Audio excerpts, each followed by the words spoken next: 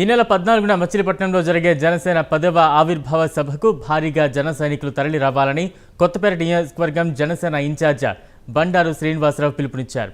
అంబేద్కర్ కోనసీమ జిల్లా రావులపాలెంలోని వర్తక సంఘ భవనంలో జరిగిన కొత్తపేట నియోజకవర్గ జనసేన పార్టీ సమావేశంలో ఆయన పాల్గొన్నారు. జనసేన పార్టీ పెట్టి 10 ఏళ్లు పూర్తి చేసుకున్న శుభ సందర్భంలో ఆవిర్భావ సభ నిర్వహిస్తున్నట్టు తెలిపారు. రాబోయే రోజుల్లో జనసేన పార్టీ అధికారం చేపడుతుందని ఆయన అన్నారు. నియోజకవర్గంలో క్రియాశీలక సభ్యత్వాలు రాష్ట్రంలోనే ప్రథమ స్థానంలో ఉందని వెల్లడించారు.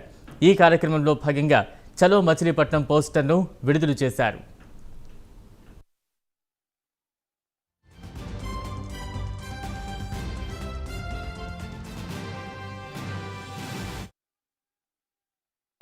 మార్చి 14వ తేదీన మచిలీపట్నంలో జరగబోయే ఆవిర్భావ దినోత్సవం సందర్భంగా కొత్తపేట నియోజకవర్గం జనసేన పార్టీ తరఫున ఏ స్థాయిలో మనం వెళ్ళాలి అని చెప్పి నియోజకవర్గ జనసేన నాయకులు, జన సైనికులు, వీర మహిళలు, మండలాధ్యక్షులు, జిల్లా కార్యదర్శులు అందరం కూడా ఈ రావులపాలెంలో సమావేశమై